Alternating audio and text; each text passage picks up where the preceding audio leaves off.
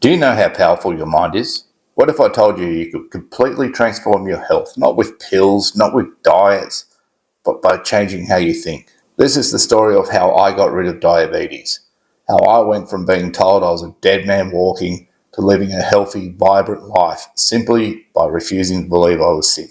Hi, I'm Luke, and this is the true story of how I rewrote my health and my life.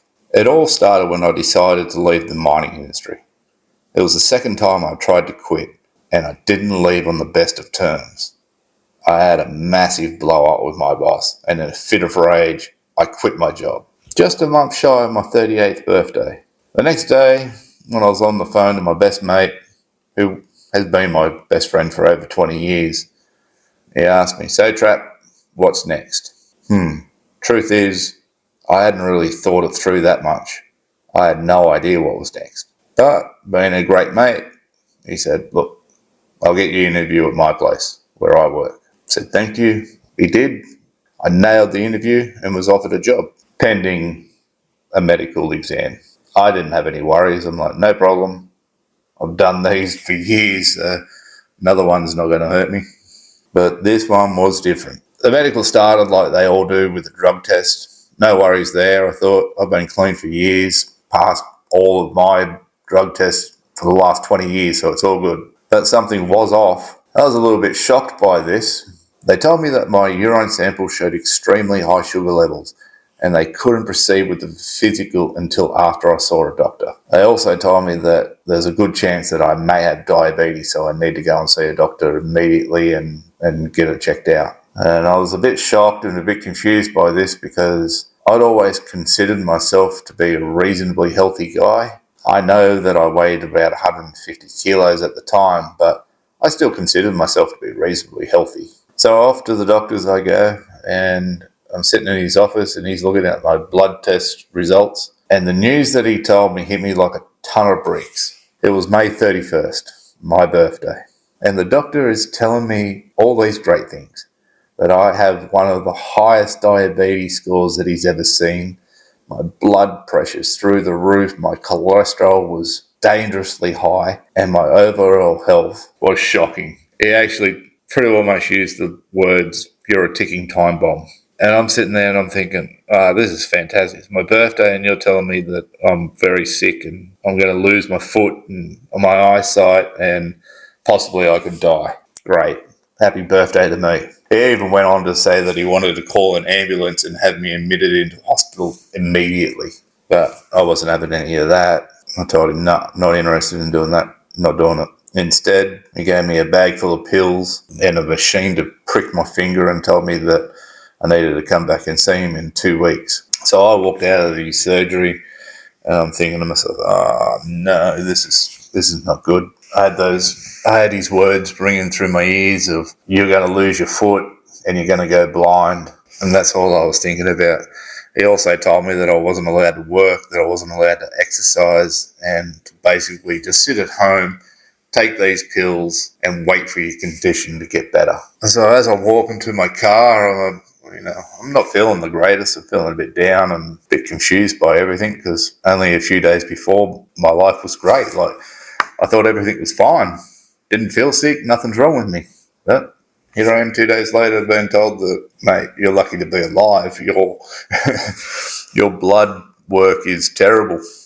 So I'm sitting in the car and I'm thinking to myself, well, I'm going to have to change my life. I'm not going to eat fast food anymore. I have to eat healthy. I'm going to exercise and I'm going to stop drinking beer. I then think, well, I better go to the supermarket and get some healthy food then. So I go to the supermarket, I load up on lean meat and lots of greeny salads and vegetables and thinking I'm going home, I'm going to eat healthy. I'm going to have a healthy dinner. Well, from walking out of the supermarket to sitting in my car, I already convinced myself that it's my birthday and that one last visit to KFC is not going to make any difference. Like, what's another bucket of chicken going to cost me? KFC is like 500 metres up the road, so by the time that I got there, I was already pulling into the drive-thru and ordering myself my favourite zinger burger and 3 pieces of chicken. But even while I was eating that, I wasn't feeling good about it. I was like, I shouldn't be eating this. This is terrible. The doctor just told you that you have to make changes to your life, and what's the first thing you do? You go and eat KFC. And over the next few weeks, I actually did. I followed the doctor's advice. I took the pills. I was pricking my finger 3 times a day. I was exercising a little bit. Over those weeks, I was getting more and more angry. I was angry at the doctor for ruining my life. I was angry at the situation because I wasn't allowed to work. I was worried about it because I'm doing renovations on my house. I don't have a job. There's no money coming in. Money's only going out. So I was just started to get really angry about it. Then I remember one day I'm looking at the pills and I'm looking at this machine where I have to prick my finger. I'm looking at my fingers, which are all sore from pricking them 3 times a day. Every single one of my fingers were just pain. So I'm looking at all these pills.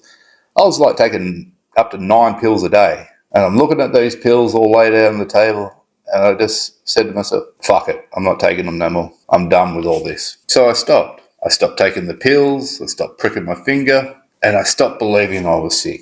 I told myself, I'm healthy. There is nothing wrong with me. There was nothing wrong with me 3 weeks ago. There's nothing wrong with me now. If there's something wrong with me, my body can deal with it. I'm fine. And that was what I started to tell myself. And I just went back to living life. The only time that I ever used my diabetes was when my mates would call me up and say, you're coming down to the pub, let's go for a beer. And I'd say, oh mate, I'm not allowed to drink because of my diabetes. And that was just because I didn't want to go to the pub, but I just had an excuse now why I didn't have to go to the pub or why I didn't want to go to the pub, because it's not nice to say to your mates, yeah, I just don't want to go. But I'd tell them that, I can't go because, I've got diabetes.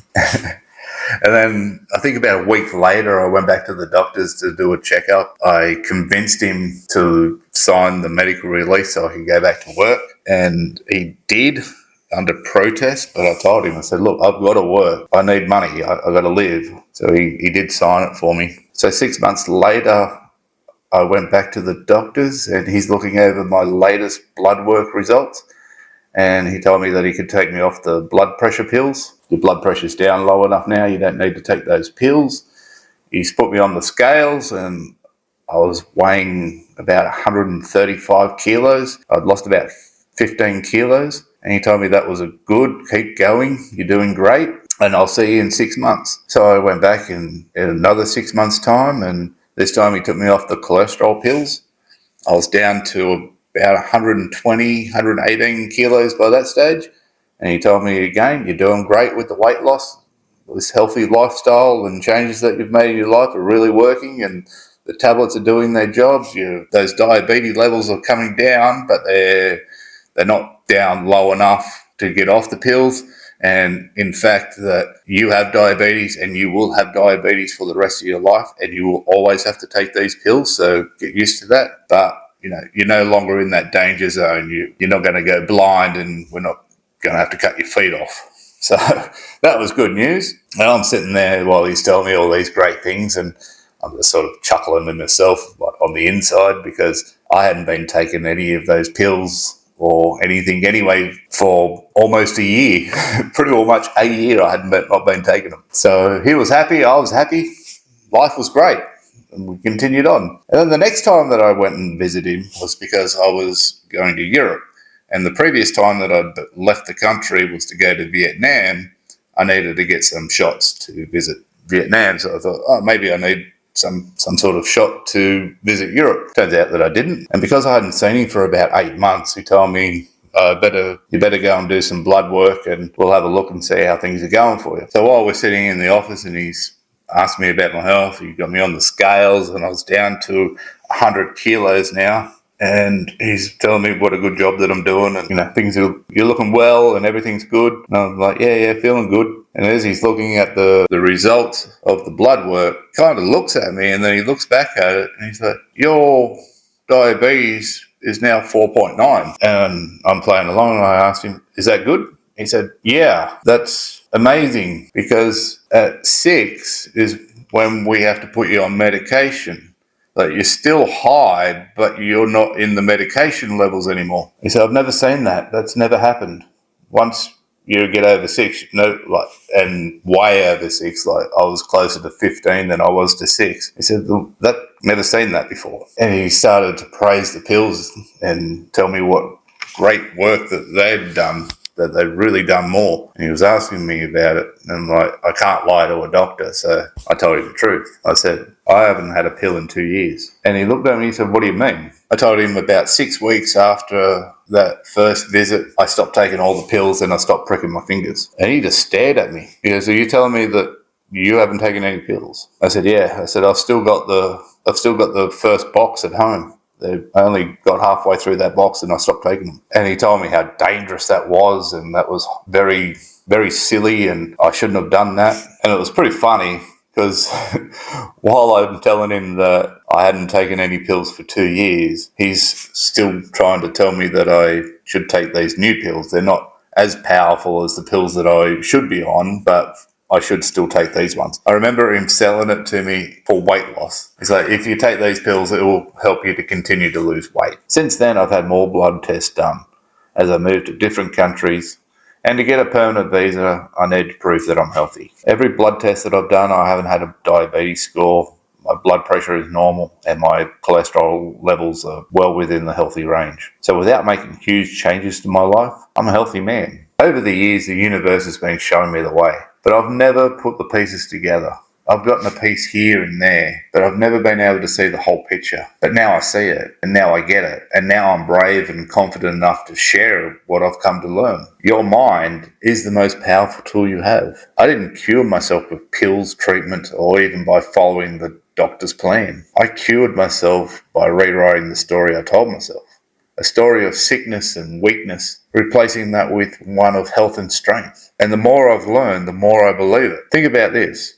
Every cell in your body is listening to your thoughts you think, the beliefs you hold, and the words you speak. What you feed your mind is just as important, if not more, than what you feed your body. I stopped telling myself I was sick. I stopped accepting that my body was broken or that my future was out of my hands. I decided to believe in my ability to heal, to grow, and to take control of my own story. And here I am, 7 years later, standing as proof that your belief can be stronger than your circumstances. I went from being told that I'd lose my foot and my eyesight and possibly my life, to creating a life of health, happiness, and purpose. So let me ask you this, or more importantly, ask yourself this. What are you telling yourself right now? Are your beliefs empowering you, or are they holding you back? You have the power to rewrite your story. Your body will follow the narrative your mind believes. You're not a prisoner to your past, your mistakes, or even your current reality. You're the author. You can turn the page right now. If I've learned anything from my journey, it's this. The greatest transformation doesn't start with medicine, external changes, or someone else's permission. It starts with the decision to believe in yourself. Thanks for watching, and as always, see you in the next one.